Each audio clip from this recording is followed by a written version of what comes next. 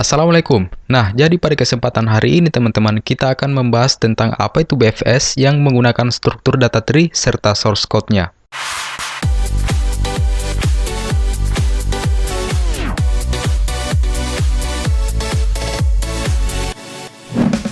Nah, sebelum memulai algoritmanya, teman-teman harus tahu dulu cara kerja dari BFS ini. Nah, jadi BFS ini bekerja secara keseluruhan atau pencarian secara keseluruhan, baik itu menggunakan struktur data tree maupun struktur data graph. Nah, pada video sebelumnya, kita membahas DFS. Nah, sedangkan DFS ini pencariannya secara mendalam, sedangkan BFS ini pencariannya secara melebar. Nah, jika masih bingung, langsung saja kita akan masuk pada algoritmanya. Nah, jadi ini adalah struktur data tree. Disebut data tree karena struktur ini membentuk bercabang seperti pohon. Di sini terdapat queue status. Nah, jadi queue status ini berfungsi sebagai status berjalannya pencarian secara BFS. Jadi pencariannya secara queue atau disebut juga secara berantrian. Nah, kemudian di bawah ini adalah output. Jadi output di sini sebagai pengeluaran huruf pada struktur ini yang sudah kita kunjungi. Oke, langsung saja kita mulai tahapannya. Jadi pengertian dari BFS yaitu pencarian secara melebar. Kita mulai dari huruf A dan kita mau mencari huruf E. Nah, pada pencarian BFS ini atau pencarian secara melebar, kita mulai dari huruf A. Nah, huruf A muncul di queue status karena kita akan memulai pencarian pada huruf A. Selanjutnya kita menandai huruf A karena kita sudah berada pada huruf A ini. Dan apabila sudah menandai huruf tersebut, maka pada output mengeluarkan huruf yang sudah kita tandai. Kemudian selanjutnya, apakah huruf A yang kita cari? Jawabannya bukan, karena kita cari adalah huruf E. Maka dari itu dilanjutkan pertanyaan kedua, yaitu apakah huruf A mempunyai turunan? Jawabannya iya, yakni turunannya adalah huruf B dan S. Huruf B dan S muncul pada queue status yang akan kita kunjungi. Selanjutnya, sesuai pada queue status, huruf pada antrian selanjutnya adalah huruf B. Maka kita turun ke huruf B, kemudian ditandai karena kita sudah kunjungi. Kemudian muncul lagi pertanyaan, apakah huruf B adalah huruf yang kita cari? Jawabannya bukan, karena kita cari adalah huruf E. Dan kemudian muncul lagi pertanyaan, apakah huruf B mempunyai turunan? Jawabannya tidak, maka huruf B cukup di-outputkan saja. Selanjutnya, sesuai queue status, huruf antrian selanjutnya adalah huruf S. Kemudian, pencarian dilakukan pada huruf S, kemudian kita tandai dan beri output. Selanjutnya, muncul lagi pertanyaan, apakah huruf S yang kita cari? Jawabannya bukan. Selanjutnya muncul lagi pertanyaan kedua, apakah huruf S mempunyai turunan? Jawabannya iya, turunannya adalah huruf C dan huruf G.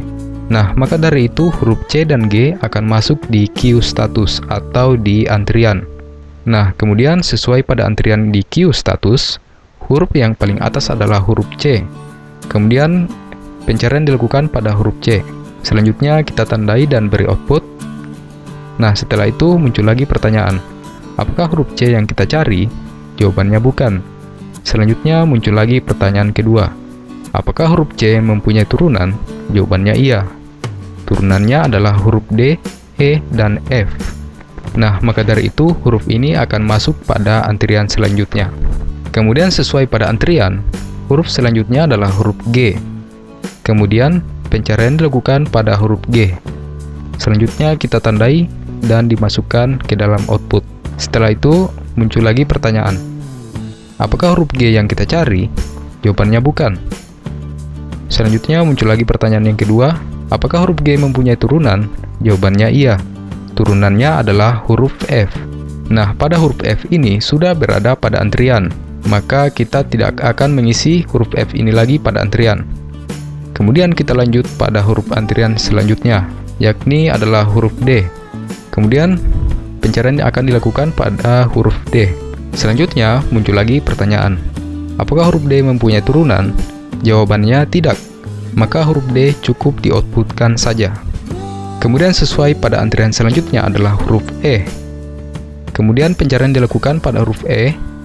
Selanjutnya kita tandai dan dimasukkan ke dalam output. Setelah itu muncul lagi pertanyaan, apakah huruf E yang kita cari? Jawabannya iya. Maka dari itu pencarian tidak akan dilakukan lagi karena huruf E ini sudah kita temukan. Nah, seperti itulah algoritma dari BFS atau pencarian secara melebar yang menggunakan struktur data tree. Oke, selanjutnya kita akan masuk pada codingannya. Nah, jadi ini codingan yang sesuai algoritma yang saya buat sebelumnya. Jadi pada codingan ini ada label dari Vectrex. Nah, saya menggunakan label ini sesuai pada algoritma yang kita buat sebelumnya. Kemudian di bawahnya ini merupakan matriks yang berarti nilai bobot antara Vectrex pertama dan Vectrex kedua. Nah, jadi algoritma tadi, bobot antara Vectrex A ke B yaitu 2.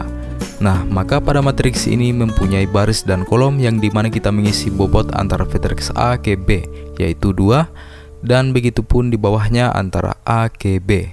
Kemudian pengisian nilai bobot selanjutnya antara Vectrex pertama dan Vectrex kedua. Nah, di bawahnya ini merupakan sistem berjalannya queue. Kemudian kita run. Nah, pada peti ini merupakan jalur pencarian terdekat sampai Vectrex ditemukan. Kemudian di bawahnya ini merupakan total bobot dari jalur Vectrex awal sampai ke Vectrex yang akan kita cari. Nah, itulah dia tadi algoritma BFS yang menggunakan struktur data tree serta source code-nya. Terima kasih, apabila ada salah kata mohon dimaafkan. Sekian, wassalamualaikum warahmatullahi wabarakatuh.